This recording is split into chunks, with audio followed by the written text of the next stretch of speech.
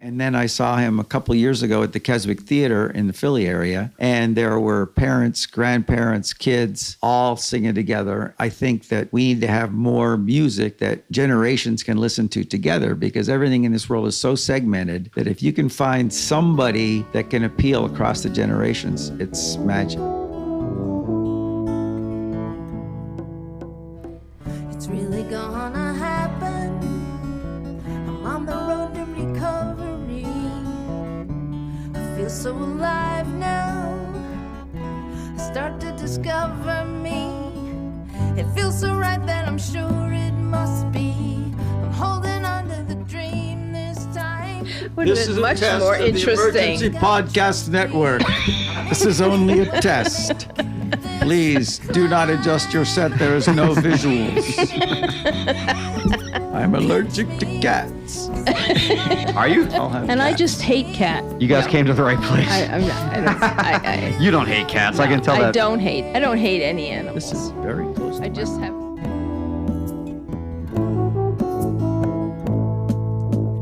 Took a lot of steps to get here, but I got many more to go. So I'm only halfway up, but this is a big plateau, and I'm walking around in a dream this morning.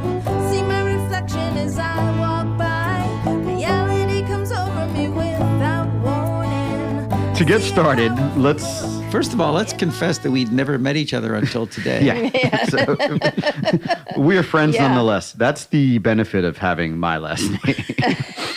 That's true. So maybe we'll start there. So I get a text a week and a half, 2 weeks ago from you. Me is Christine Winchester-Perry, yes. And I am David C. Perry. The Perrys are from Norristown, Pennsylvania. Christine happens to be the real estate agent that's listing my mom's house, which is for sale. Yes. And my mom has a time. moving fetish, I guess. I think she must, I tell you. We told her not to move where she moved, and now she wants to move back to where she moved from. So I don't know if we incepted her. And they just keep using me. So, they can move as many times as they want as long as they keep using me. More power to you. I just want them to be comfortable, and if that comfort to them is packing up all their belongings and continuously moving, so be it. I get a text message that says, hey, I know your mom, and we're coming out to California, and we have a little bit of an inflection point. We're folk musicians and children's musicians, and we heard you're a musician. I'm a very poor one, but you can listen to all my shit on Spotify.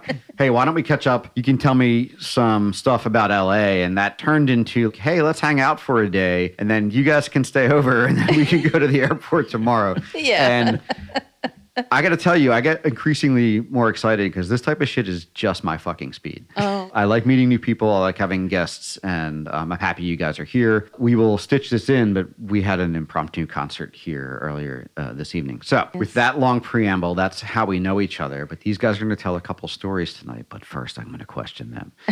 So the first question is, you've traveled out here for a children's music conference, yes? That is correct. Okay, what is that called? It's called the Children's Music Network, or CMN. It's a wonderful organization of people like myself who sing songs for kids. How long have you been a member? Since the mid-90s, believe it or not. The first national conference I went to was in New York City. Every year they have it in a different place. They usually bounce back and forth between the East Coast and the West Coast and the Midwest. Last year it was in Chicago. This year it's in LA. Next year, rumor has it, it's going to be in Philly. Well, that would be convenient. Yes. You can come stay at our house. The challenge that we put upon Christine to do some international travel earlier tonight, once we found out that she needs to go to a non-English speaking country and survive.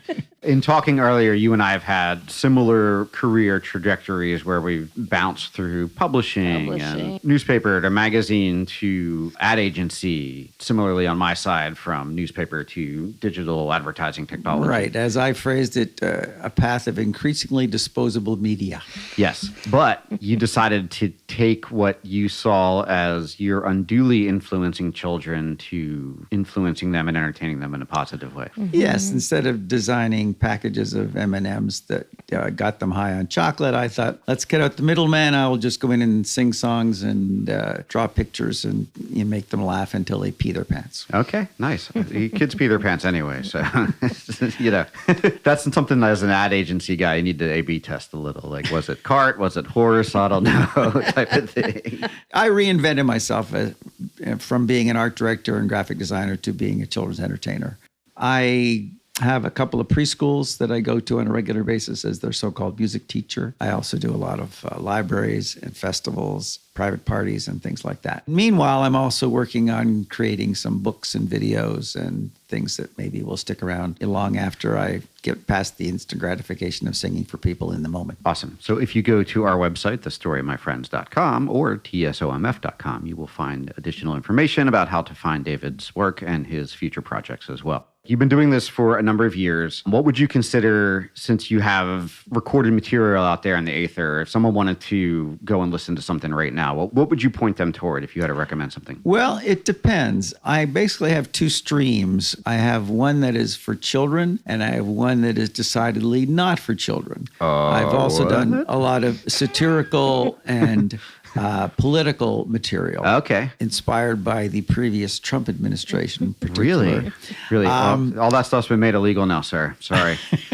Well, the fact that I am from Canada and am only a green card holder and not a permanent citizen. Don't say that out loud. Does put me in a rather precarious position. So. There's 7 windows in front of me that are large enough for ICE agents to rappel through.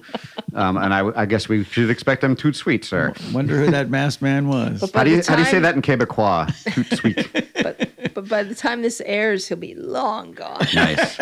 Which is weird because... Why don't you ask my lovely and talented wife some questions? That's coming, sir. Hey, listen, you want to sit in this chair? It's Get actually off more the hot comfortable. seat. All right. So one, I guess, there's really nothing to critique of the current political environment. There's nothing to say negatively about it. So I don't know why satire would factor in anymore. So congratulations on whatever your next career is, sir.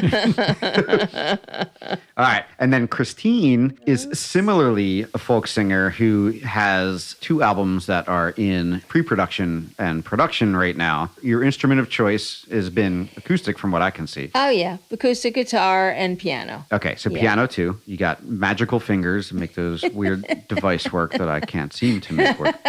It's interesting you said I have 2 projects in the works. I know that I told you I have a second album in my mind, but let's get the first one done before we move on to the second. To have every wish come true. I've been writing songs since I was a teenager, so I certainly have a ton of material. Since about 2020, I've been starting to produce stuff at home and really flesh it out instead of just playing my guitar in folk clubs and getting excited about how things can really sound fully produced. I've been working on that myself and got it to a certain level that I'm really happy with, but it's not to the level of a professional producer because I'm not willing to take the time to go to school for it. Okay. Rather hire someone to get it to that level. So I've just gotten into a real professional studio and we've just finished up the first song on that project of 14 songs. And then I have a whole other group of 14 songs ready to go for the next one. Oh boy. Okay. So. And then another set of 14 songs for the third album.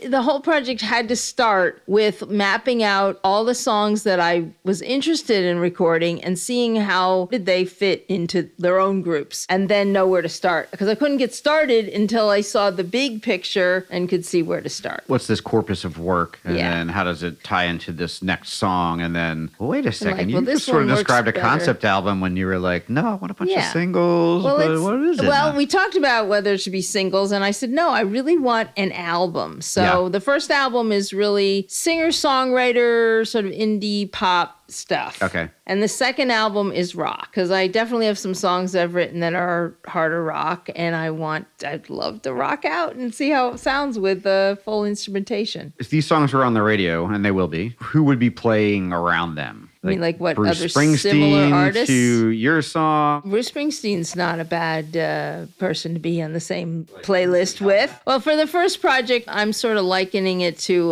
Sheryl Crow, Okay. Alanis Morissette. I keep finding myself in the 90s girl singer-songwriter genre. Lisa Loeb. I love her. Amy Mann. Oh, I love Amy Mann. Oh, so Amy Mann playing at the band. That's kind These of are thing. my kind of idols that I kind of formulated who I am as a singer-songwriter in the 90s. Okay. And just never was able to record, really get it down until now. So I saw Alanis at the Ohana Fest last year, and she was awesome. If she was going somewhere and someone's like, hey, Alanis Morissette was playing, I wouldn't be like, let me go grab tickets. But then I saw her, and I would absolutely go grab tickets. She was phenomenal. Cool. I've I never couldn't believe seen how her good she was. live, but I think she's great. I was very impressed. It was a day at the Ohana Fest. They had a very heavy girl power lineup. They had Haim played. I love Haim. And they had Japanese breakfast. I and love Japanese her. breakfast. It was so good. It was just there so you go. good. Yeah. Love Mitski, and yeah. I just Then Alanis came out and it just fucking blew the doors off the place. And it was already outside, so thankfully nobody was hurt. Well, here's a fun fact. At the conference for this weekend, Christine was at a puppet making workshop, and who should be making a puppet next to her but Lisa Loeb? Yes. Oh, nice. I know. I was freaked out. I was fangirling so bad. I was like, I was just talking about you to my producer and saying, we want like a Lisa Loeb sound on this song. And she's like, oh, that's nice. Oh, thank you. I had a barber in Philly who had her tattoo of her eyes on his forearm. So you'd be cutting your hair and like you'd look at Lisa Loeb's eyes.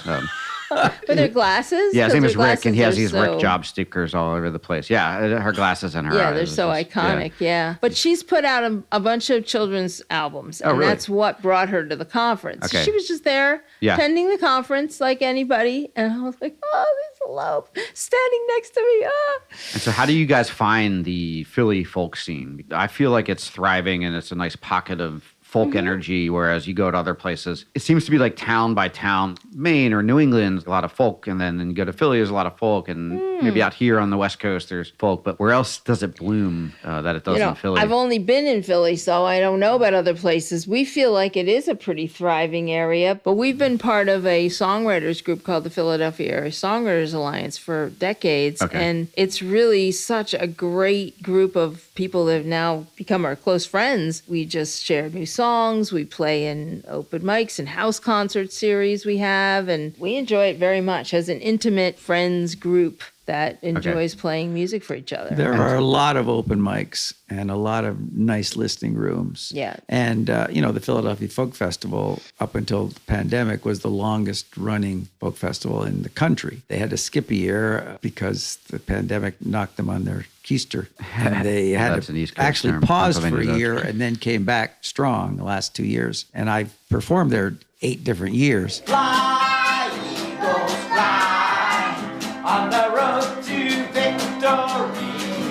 Everybody, fly, eagles, fly. It's just a wonderful, long-lasting institution. And they've also expanded the definition of folk. I mean, you get a lot of really vibrant young performers with a lot of diverse ethnic backgrounds and musical styles. And to call it folk is kind of a misnomer, and it turns some people off. But it's really thriving, more Americana, and a big umbrella under which a lot of people are making some great music. Philadelphia, for starters, is a great music town, and it always has been the years. long Even history. like they have the iconic Philadelphia sound, and then you have like the 70s with Darrell Hall and John Oates, and the early 80s with the Hooters. But then you get up to like modern day, and it just seems that, at least for folk and introducing people to new music, you have like 88.5 WXPN and the World Cafe, and it's just like they have all these great events, and you have The Man is yeah, out the Man outdoors. performs. The Man yeah, Music it's a Center. great music center. just great venues, and then you have smaller clubs on South Street like Theater Living Arts and the Trocadero, and now you have Union Transfer, any number of bars and clubs Lots that do of this as live well. So WXPN has an annual festival, which was just a couple of weeks ago. And Yeah. they have some really nice big name people there. It's on the Camden waterfront. Fabulous. So we feel very blessed to be living in that kind of a town. Because I do talk to people in other cities, children's musicians who are feeling like they're living on an island somewhere, and other people doing original music especially. It's tough to find places to play where people will actually sit and listen to you. So other children's musicians that you roll your eyes at, like what's that guy, Rafi? Now, do not badmouth Rafi. He is the godfather of modern children's music. He was one of the very first people to ever legitimately focus on kids' music and show that this could be a profession. And, you know, I'm from Canada. He's from Canada. I met him relatively early in his career, and he has been a model for a lot of other people. Okay. And he took a brief couple of years off and did more environmental music, but then came back to kids music, which was his thing. And I saw him perform very early. And then I saw him a couple of years ago at the Keswick Theater in the Philly area. And there were parents, grandparents, kids, all singing together. I think that we need to have more music that generations can listen to together, because everything in this world is so segmented that if you can find somebody that can appeal across the generations, it's magic. That's how I usually feel about the jam band. So you're like we would go see Allman Brothers, and you go to Allman Brothers, and you're there with like 4 or 5 generations of people, and it was always a great vibe. And then any band that falls into that category as well. Widespread Panic is another band that I like to go see. And Christine, how did you get started in music? Well, definitely came from a very musical family background. My dad, years ago, he was a ragtime and standards piano player. Okay. Really good stride piano, ragtime piano. So I grew up with music in the house all the time. And piano was, piano lessons from a young age to get the music theory down, and then chorus in school and musical theater in high school. My mom is a singer. She has a really good voice. She's not classically trained or musically trained, so she doesn't read music or anything, but she is just a naturally very good singing voice that songbird. I'm sure I got her genes. Music was just always around, and somewhere around in my high school years started writing songs. I actually picked up the guitar first, I think, and was just playing pop music, books like Elton John and like early 70s stuff, mid 70s. I just listened to Captain Fantastic earlier today. I think we had a book of pop music with guitar diagrams on them to figure out the chords, and just taught myself how to play guitar. And then I started writing songs as a teenager. And in high school, I was in this little local pageant as my talent. I played guitar in a song that I wrote, and I won the talent portion of the thing. So that was Is that why you're wearing that crown? Very encouraging. I was wondering what that was at for. that time. But then in college, I decided to pursue theater, and I studied theater as an actress. Really got away from thinking of myself as a musician necessarily, except for a singer. Then I met this guy over here, and he was a musician, and that's when I really said, I'm playing around with writing these songs and stuff, but let's play out and let's play in front of people, and not just play for myself in my room. Music comes from many places, and Christine, you talked about your father, and I'm sorry you lost him. I got to tell you, ragtime is very near and dear to my heart. My dad plays Kitten on the Keys and The Entertainers, like all Scott Joplin. The Entertainer, Scott runs it up and down. Joplin. And my mom walks around singing all the time. That's kind of where I got it. I was kicking my legs in the back of my car seat when I was like 2-3 years old, singing George Harrison because his album had just come out. What were some of your musical inspirations, David? You hit the nail on the head. My mom was literally singing all day long. From the time she got up to the time she went to bed. Whatever housework she was doing, whatever walk she was taking, it was just part of her. The way people breathe, she sang. And she was totally unself-conscious about it. It just was part of her. And it was songs from her teenage years or her youth, popular songs from the 50s. And she wouldn't sing whole songs. She'd sing like 3 lines from this song, 4 lines from that song. And then, of course, as kids would hear the songs on the radio and go, that's not how that song goes, because that's not how we heard Mom sing it. Yeah. She passed 6 years ago from a sudden heart attack at a family reunion, and we were devastated. She was such a positive force in everybody's life. Never heard her say an unkind word to anybody. She was a 4th grade teacher at one point. Kids loved her. She loved kids. I feel like when I'm singing, my mom's singing through me. Nice. She was also a great seamstress. She made these beautiful, colorful shirts that I wear in performance because you can't buy them off the rack at nice. Men's You still have stores. any of these? I have them and wear them. And Okay, I say, so some my of these mom's not here. Pictures of these are going to be on our website. But she's hugging me from heaven, is what I say. At one point, I just decided, every time I hear one of these songs that Mom used to say, I'm going to write down the title and just get a sense of how many there are and what they are so I can share them with my siblings. And at last count, we have over 200 songs. Oh, Jesus. That she would sing. So our parents had made it okay for us to express ourselves and even spontaneously. We all fell in very naturally when we got here. But when you were playing around in the bedroom and I'm like, it's time to eat now, it's time to eat. Like, just making up a stupid song, blah, blah, blah. I got that from my mom, too. Yeah. You just like walk around. And my friends, I have friends who never uttered a musical note in their entire life. And so we have a thing in our household. It's like, is everything a song to you? Yeah. Everything's a song. My daughter, too. And every song is fair game for making up your own lyrics as well. Yeah. So I would encourage, especially all the kids out there, since you guys are your children's musician, is sing. Mm-hmm. Don't worry about who's around you. Just get it out. You got a noise in you, make the noise. Who cares? I've been in many serious business situations, like at the upper echelons of business, where I've idiotically busted out in song and definitely made friends because they were like, "Oh God, thankfully, real people." You know what they say? Know what I'm saying? Dance like no one's watching and sing like no one's listening. Yep, and walk around with no clothes on. Oh wait, no. Wait, I don't know about that one. That'll happen tomorrow after I take these guys to the There airport. were some interesting people on the boardwalk today. there sure were. But I couldn't think of two better people to show that. So thank you guys. The Story of My Friends is community-driven, community-supported. What helps us? Listen, like, follow, forward. Sharing this with someone in your life who loves podcasts helps us a lot. Do you have a story you'd like to tell on our show? Hit me up, joe@tsomf.com. Let's set the stage then. David was just finished with his 9th marriage. And where were we? What year was this and where were we located? We met in 1991. All right, so 1991. In Philadelphia. Okay, so you were rocking out to like Jodeci and Tribe Called Quest and... No, I was in a musical called Working. Working? Well, no, it was a little bit later. But Is that about prostitutes? I was doing... No. Okay.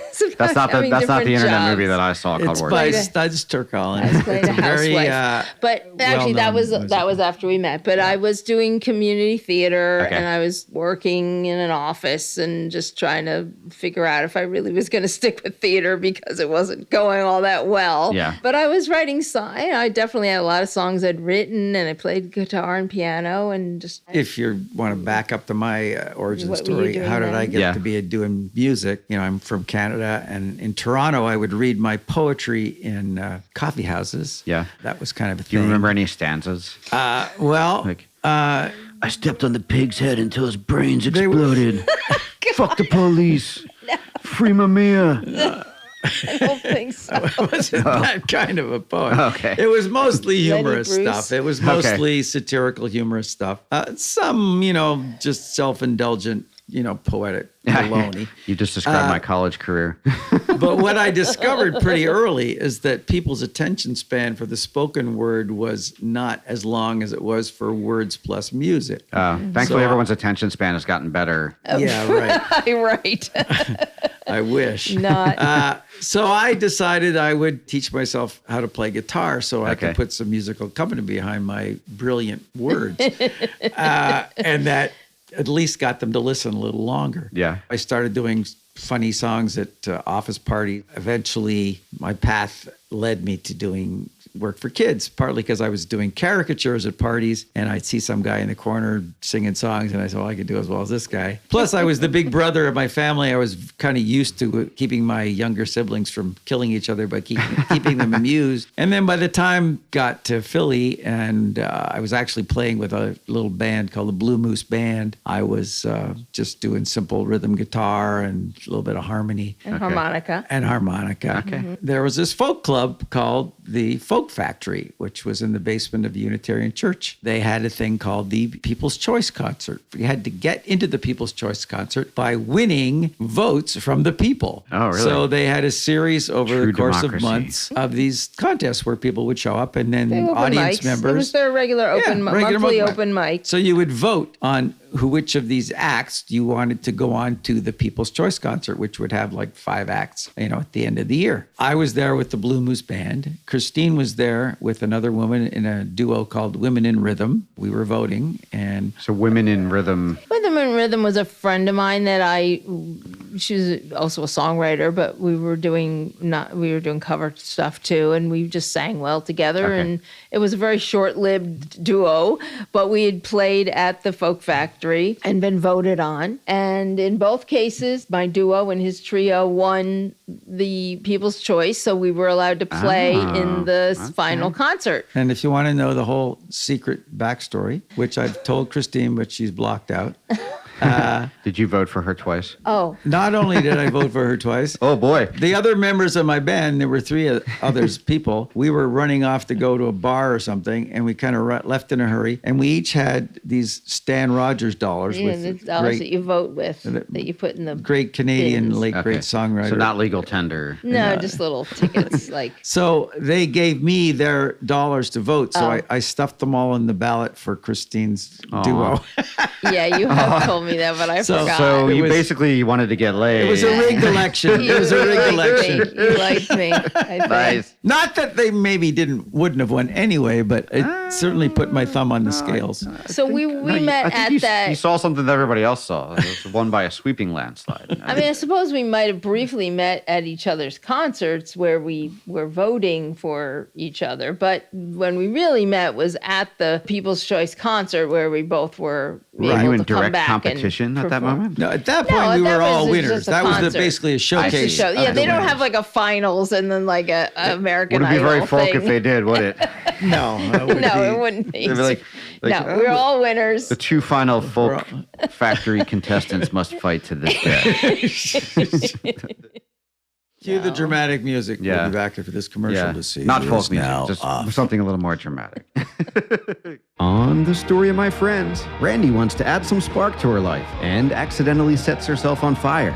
Joe shares a painful moment of regret. It also involves fire. And we have Jennifer here to help piece it all back together. Circus arts, fire dancing, a mysterious woman in the mist, woodsy bacchanalias, beachside revelations, help me help you hypnotherapy, and the promise of a future well done. Check out The Story of My Friends on any and every streaming service today. So we started performing together. Our first gig was actually at a Martin Luther King Day event in town. We got a publicity shot by Christine's sister. I was standing in a park near our house, and we decided to call ourselves Winchester-Perry because Christine's a cool last name. name was Winchester, mine is Perry. It sounds like a Western. Yeah. Yeah, Get the like Western Winchester Next thing. time on Winchester Perry. The copper mines run dry. My Winchester name is not connected to the gun family. Okay. Or not the lady continuously building her house until she died. No, because because a she was psychic also medium told her. connected with the gun family, and that's why she was crazy. The last and only time I was in California, I went to the Winchester Mystery House. Yeah. And I got a souvenir hat, which I gave to Christine's dad. It says Winchester. Nice. It's got a hole in it. It was a crazy house. It's a hat with another hat with another hat on it. They kept adding to that. Where am I going to wear this? I've never been there myself.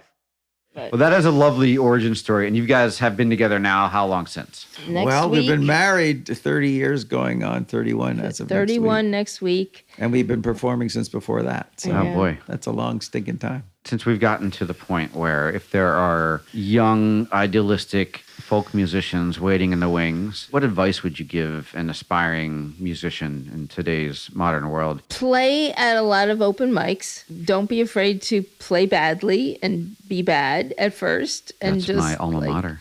keep going and listen to feedback. Ask for feedback, first of all. Ask for feedback and Or then just listen. put your mic really close to the amp. Get Different direct kind of feedback. Not that kind of feedback. Oh, okay.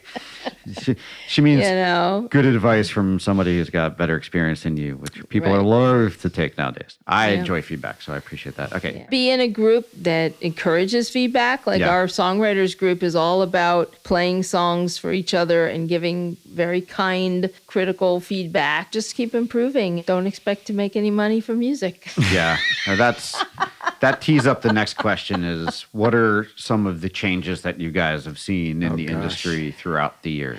Phenomenal sea Has change. folk become more corporate Well, like I everything mean, else on earth? from the world of children's musicians, a lot of these folks who are fantastic musicians, great performers, smart business people. People stopped buying CDs. That was a major source of income loss for them. And I feel really bad for them. And, we've heard some great people coming through town. They make a certain amount of money from the gate at these gigs, but a lot of them have to turn to merch to sell. Yeah. So they're carrying crates of merch, T-shirts. and hats and stickers and stuff, which seems so sad to me that this is how they have to Because that's not the support business their that art. they got in. Yeah. Yeah. You know, They get I the didn't business really of want running their to. own business. I They didn't got in the sign business. up them to be eBay. I signed up to be a freaking musician, Yeah, it seems like everybody sort of got the carpet swept out from under them from that Yeah. angle of if you generate intellectual property, you now have to, and even doctors and people like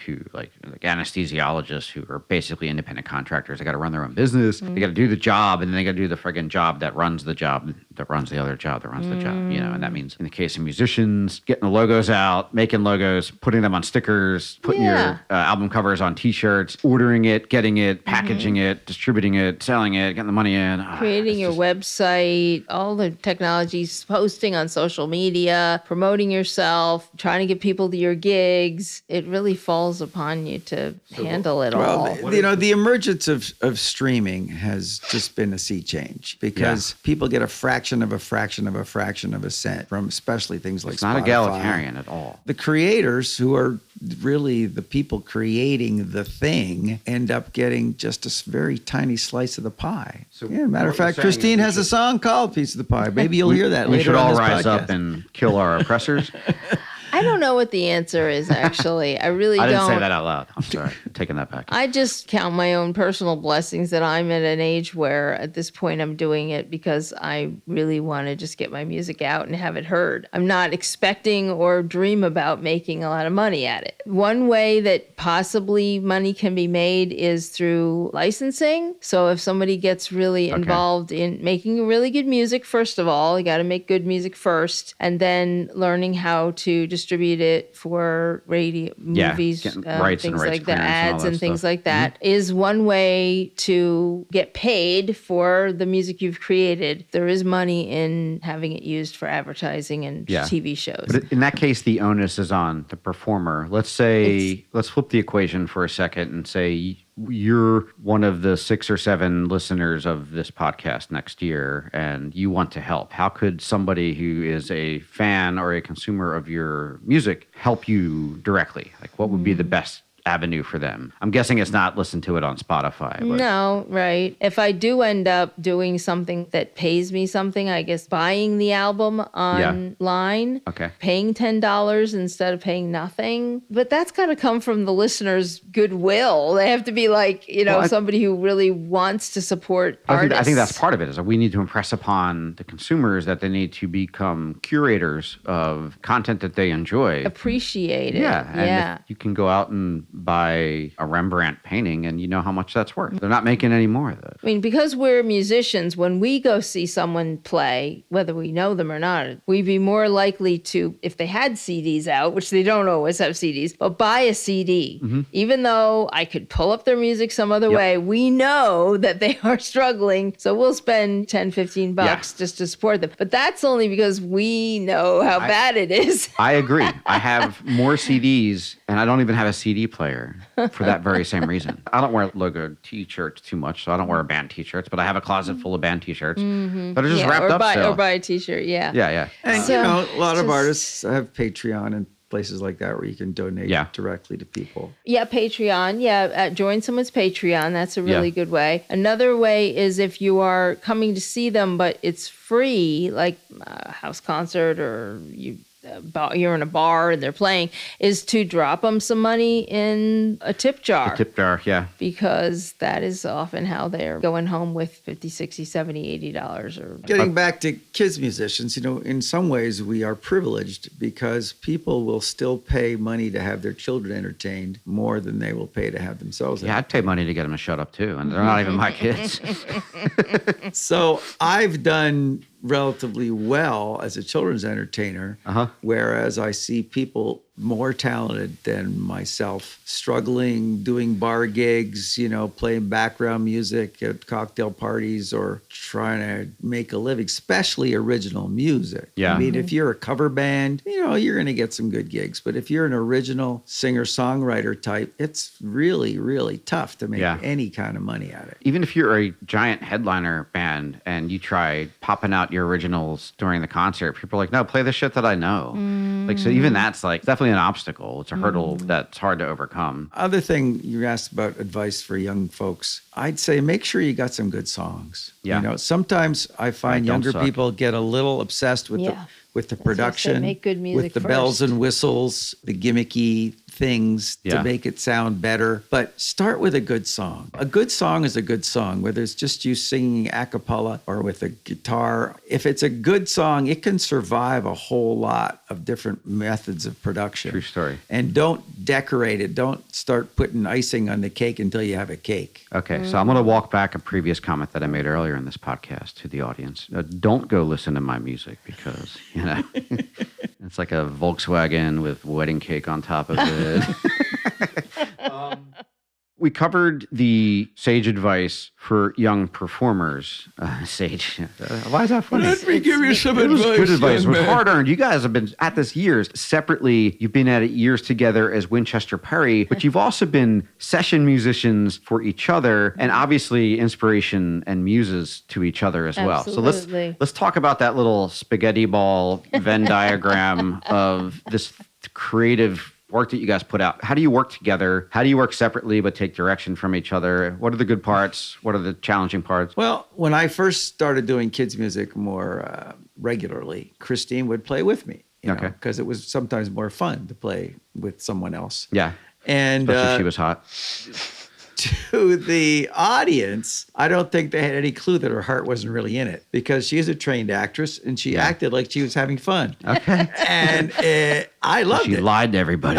I did. But- Oh, that's what I actress put does. it on. Good job. Put it on. But it became clear after, maybe not that long a time that this was my thing. And this lit me up and this is what I was living for. And she was great at it, but her heart wasn't in it. And that's fine. I do a lot of things on my own. I found another partner for a while and we performed together. I collaborate with other people. And when I have bigger gigs, outdoor gigs like the Philadelphia Folk Festival, where we performed this summer and I performed other times, she will be one of my backup musicians. She'll play guitar, she'll play keyboard, she'll sing harmony. She has her songs, and sometimes I just love playing harmonica on it, or I love Conga. playing percussion on it. When we're writing, oftentimes she'll be a little stuck on a line, and I'll suggest something, and she'll go with it, or she'll run something by me, and I go, how about this? How about that? Of course, she doesn't credit me ever, but No, I don't. I don't credit him, but we give each other advice about Why would you credit what the we're wind working or the on. breeze or the beautiful sunset?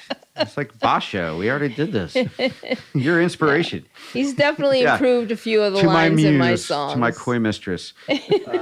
All right. Well, let's do what he said, she said. Well, it's true that when I first tried out children's music, I gave it my best, but I just did not. It just didn't. I felt like it was fake, and I wasn't into it. And so I said, "Honey, I'm sorry. You're going to have to find somebody else to work with." Now, full circle, like I said, I have backed him up, and it is fun. And I'm just glad it isn't my main thing that I do all the time. There's a reason there's no kids tango. It's because you need that adult experience, feeling the ups and downs of life and the crushing heartbreak that accompanies into this giant ball that enables you to get your emotionality out. I think I just enjoy writing personal songs. The angst of how I feel has to come out, and I just would rather play that for people than. This sounds all very positive the way you guys work together. There's no mutual acrimony or very, self-defeat very in there at positive. all. And I'm very happy to be able to play anything I'm working on.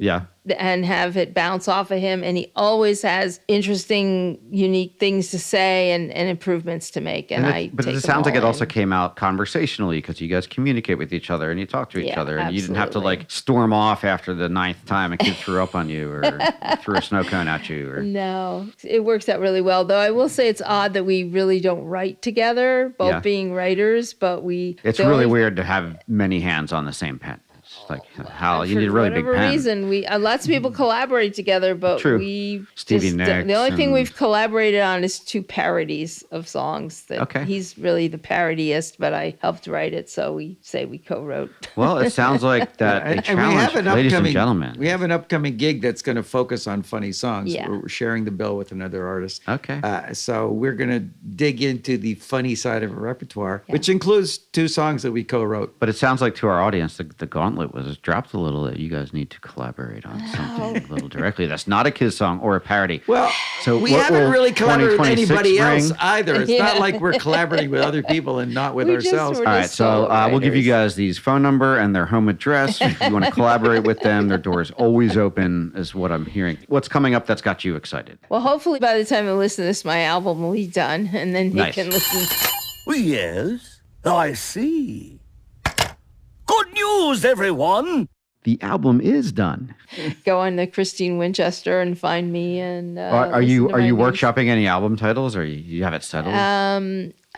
No, I don't know the album title, but the song that we are working on right now is "Walk the Dog," and it's Walk the definitely Dog. going to be a single on the album. Okay. So there's a good chance that "Walk the Dog" might be the name of the album. Yeah, that sounds like a All right, a well, bluesy if it's like. not- It's a terrible idea for a title. All right, well maybe heard it it here won't be first. the title. Also, I'm a feedback. graphic designer, and I'm going to have to probably design. So this the album advice cover. to young musicians was to take feedback, and we're hearing it now in the room. All right, well, I don't know the title. The temperature's but gone up 5 it'll degrees. Be, it'll be You an don't want album. to settle on a title too early. I think you want to get the body of work together and then see what. Yeah, and then presents see what itself. happens exactly.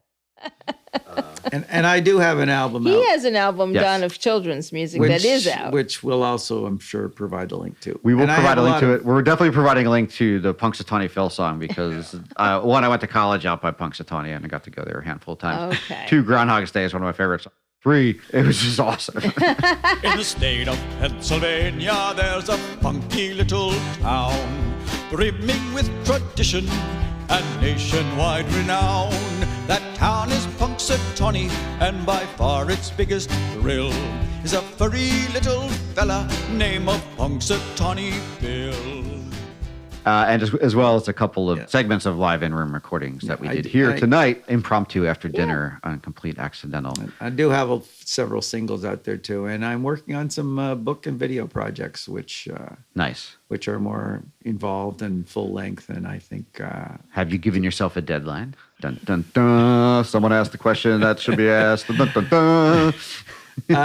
In a word, "You before I bastard." die. Before I die. Okay, so dear random airplane fuselage potentially crashing through the roof right now, because we can die at any minute. Life is fleeting, my friend. But That's it's right. beautiful. That's why he's gotta get on while it. we're in it. And I know California is on a fault line.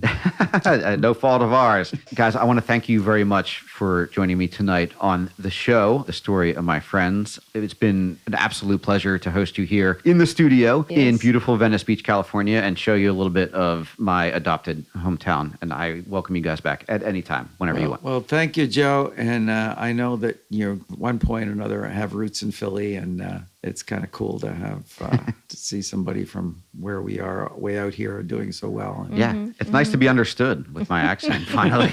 Every night I was like, what the fuck are you saying? and you've been so generous with your time and your cool Jeep and sharing your cat with us and Yes. and your Yes, we Modelo cooked the cat beer tonight. and It was delicious.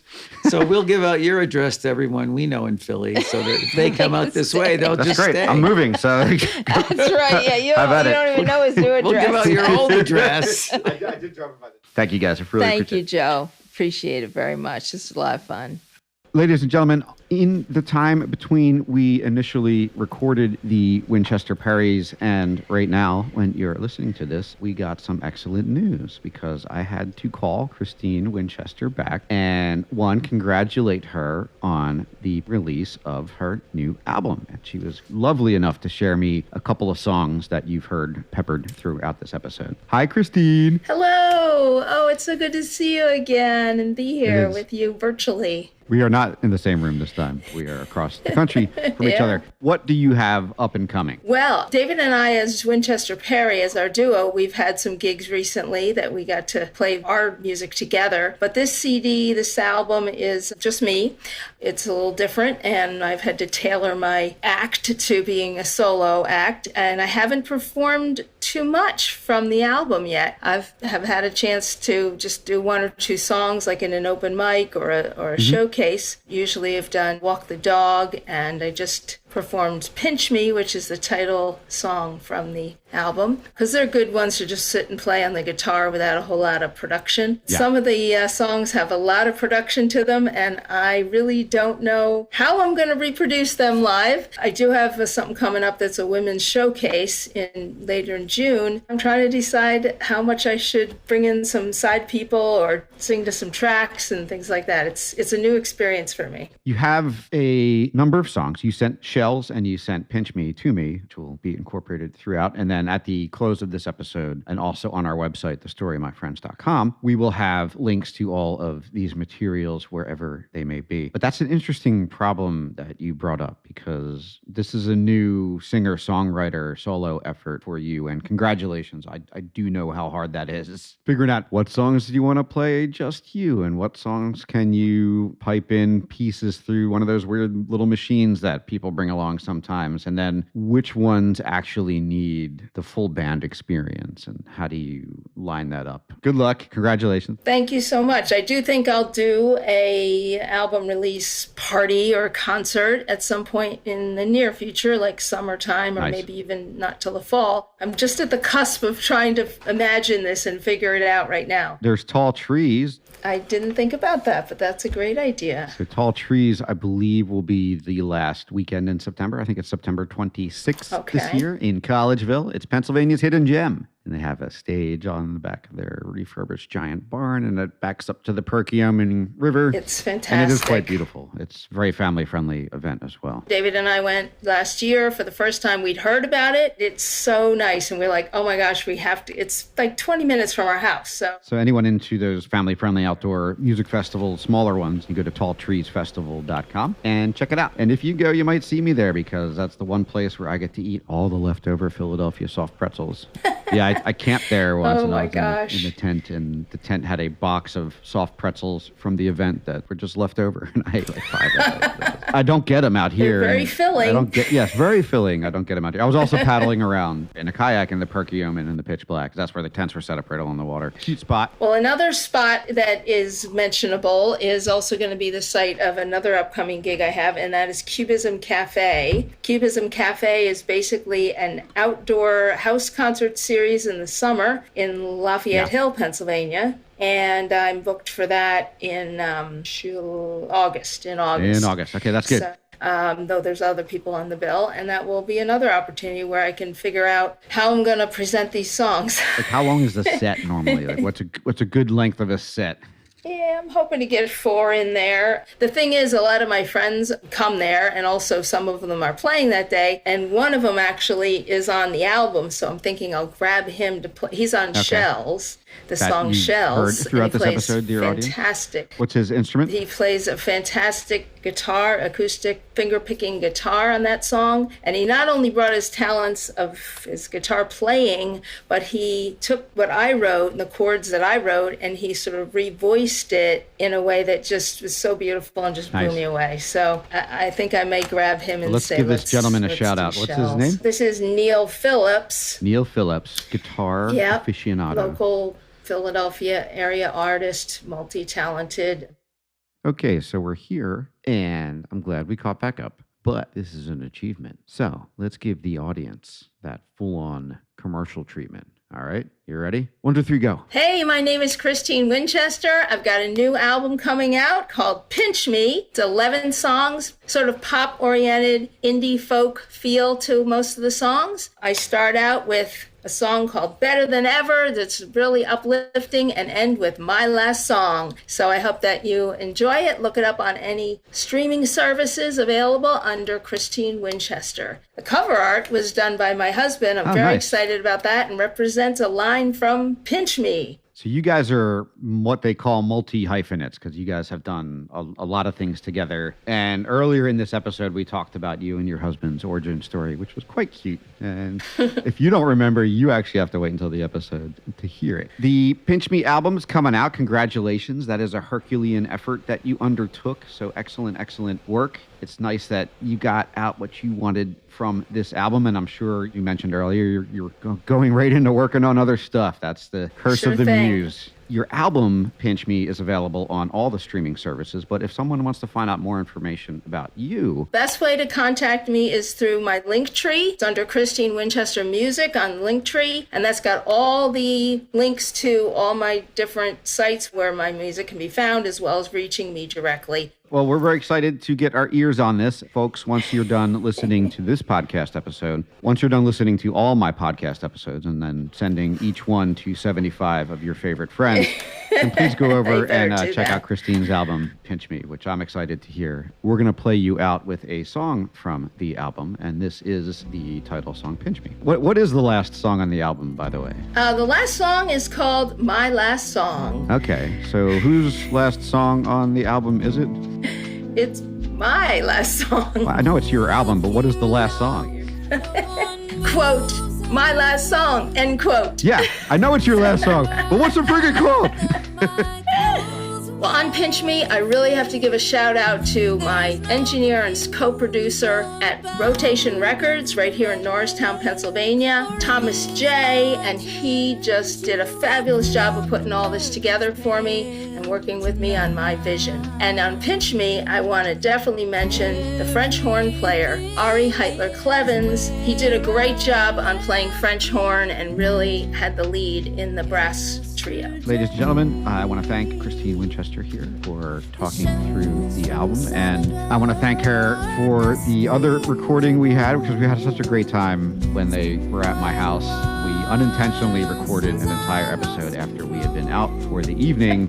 There were a handful of alcoholic beverages allegedly consumed, and then we decided to sit down and record everything. So it was really, really a little sparkle in everyone's eyes. Well, thank you. It's good to see you. Thank you so much, Joe. I really enjoyed doing this with you and the time we spent at your place. So fun, and thank you so much. Nice. And if anyone out there in the audience has any questions or comments or thoughts or ideas for the Winchester-Perrys or wanted to be connected to them in any way, just feel free to send me an email, joe@tsomf.com or joe@thestoryofmyfriends.com. All right, well, it's good to see you. I feel like a celebrity, Joe. Not yet. This is parlay. You need to parlay this so you get on the radio stations in Philadelphia. Ladies and gentlemen, that's our show for now. The Story of My Friends is a production of JF3 Co. LLC, produced by yours truly, Joe Friend. We'd like to thank the Winchester-Perrys for giving us both barrels and allowing us to dream of a better world. Your whole philosophy of, counteracting the celebrity culture and all of, who cares what... I'm just so tired of it. Stay tuned after the credits for a very special performance from the Winchester-Perrys, live from my living room in Venice Beach, California. Special thanks to our assistant producer, Erica Loshin, and a shout out to all of the creators of the clips and whiz-boings used throughout this episode. Full acknowledgments, attribution credits, and thanks can be found on our website at thestoryofmyfriends.com. Questions, comments, thoughts, concerns, ideas, send us an email to listener@thestoryofmyfriends.com.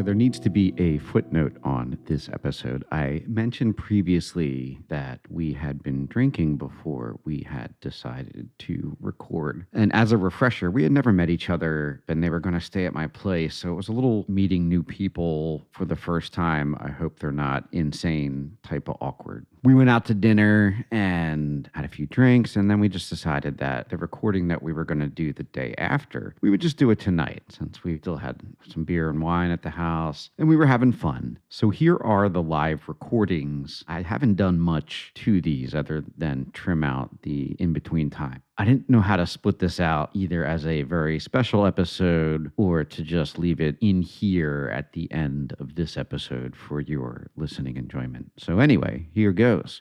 The live recording of the Winchester-Perrys on October 1st, 2025 in my living room at 5th and Rose in Venice Beach, California. Suddenly sounds very soundproofed in here. It's not at all. If I move these around, if I wanted to we're going to do it proper Yeah, I would definitely isolate I understand. cracks and shit like that, but whatever. It's fine. Do it, whatever we We got. are not perfectionists. We didn't even know we were going to be doing this. So, hi, I'm Christine Winchester-Perry. And I am David C. Perry. And And together together we are Winchester-Perry. Winchester-Perry. Okay, and let's just say that this happened in a very impromptu fashion. Oh, extremely We impromptu. weren't anticipating doing any of this, but what are you going to play for us this evening? We're going to play a song that I wrote called Piece of the Pie, and David's going to accompany me on harmonica. You got the right harp? I hope so. All right, and you guys are visiting from? We're visiting from the Philadelphia, Pennsylvania area, where we are singer-songwriters and performers, and out here to sightsee. Hit it.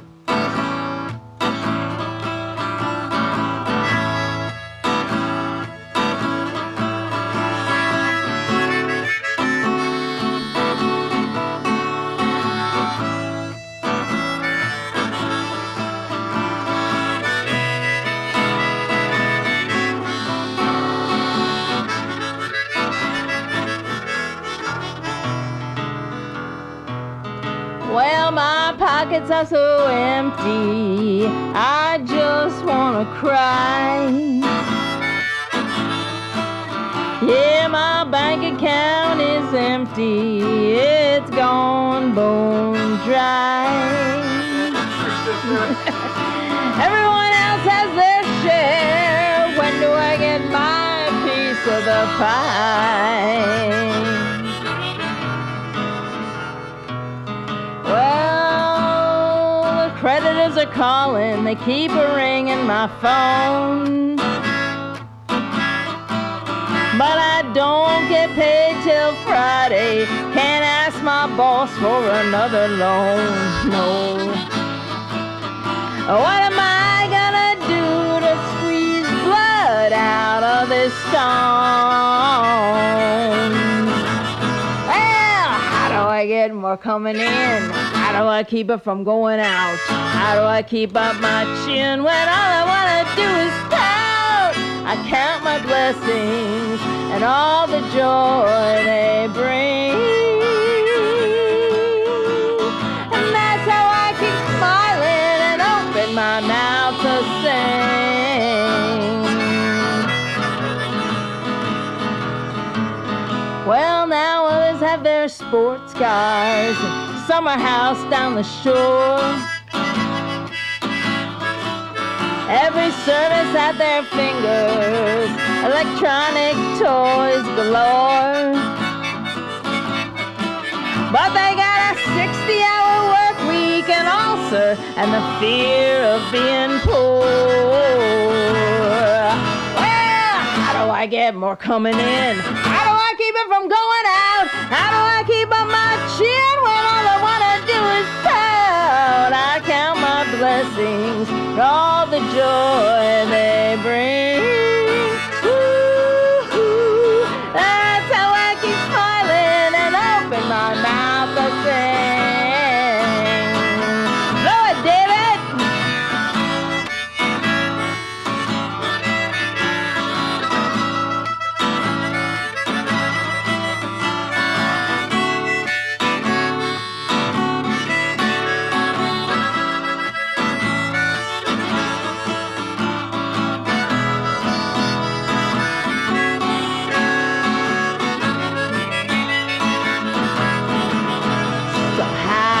keep it from going in? How do I keep it from going out? How do I keep up my chin when all I wanna do is pout? I count my blessings, all the joy they bring. Ooh, that's how I keep smiling and open my mouth to sing. Well, that's how I keep smiling and open my mouth to sing.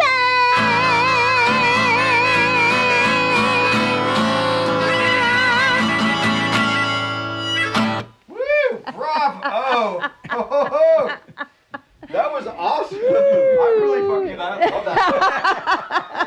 Good job, guys. Thank you. Thank you very much. That made me misty. Oh, cool. Okay, so this is called I'm So Over It. I've been crying every night and sleeping in too late. I wallow in depression and whine about my fate. My lack of structure is becoming its own rut. I need to reach around and kick my own butt.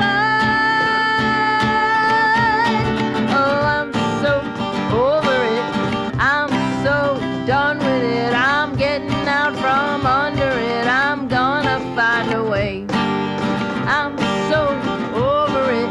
I'm so done with it. I'm getting out from under it. I'm gonna be okay.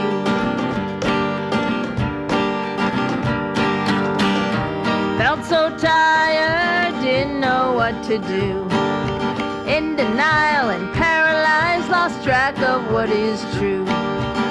I think it's safe to say I hit the very end. This is where I turn around the proverbial bend. Oh, I'm so over it. I'm so done with it. I'm getting out from under it. I'm gonna find a way. I'm so over it.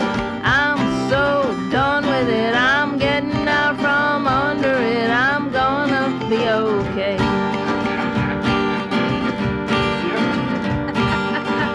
I made up my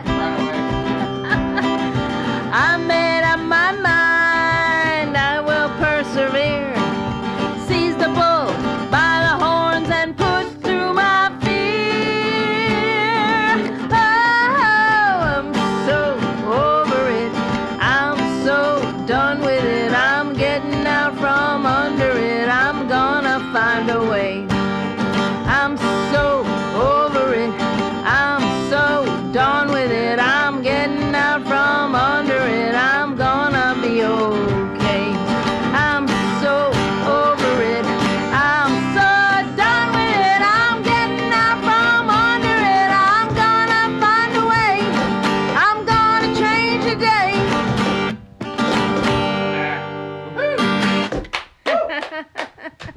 All right.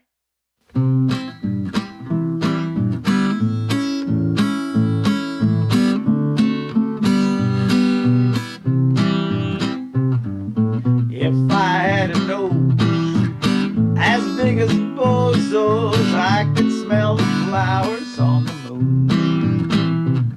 And if I had ears as big as Dumbo's, I could hear a Martian marching tune. And if I had eyes the size of pies, I could count all the stars in heaven's skies. Oh, if I had a nose as big as Bozo's, I could smell the flowers on the moon. And if I had arms that went on forever, I could throw the dough.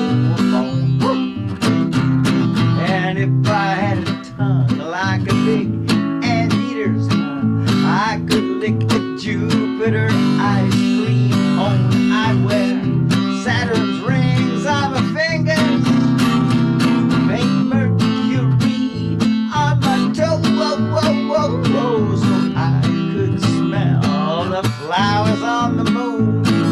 If I had a nose as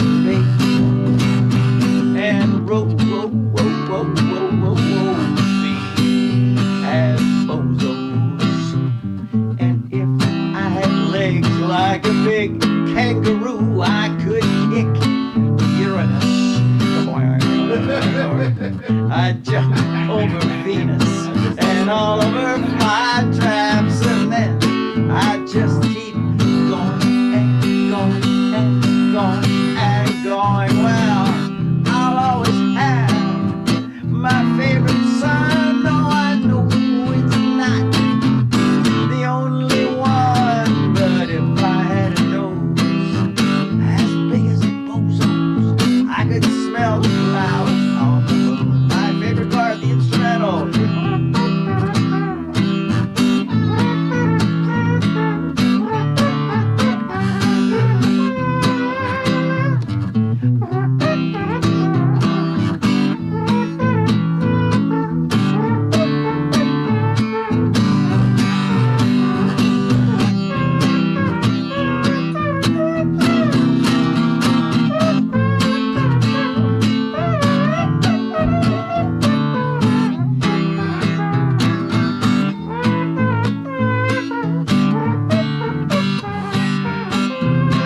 Thunderous applause.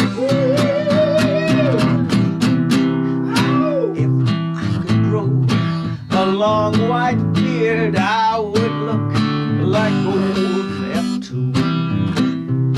But I'm not sure I want to grow so big and old so soon. I look in the mirror, what do I see? I thank my lucky stars, I'm still little old me. But my mind's eye covered the galaxy and all those silly flowers, all those goofy flowers. Yes, I can smell the flowers on the moon.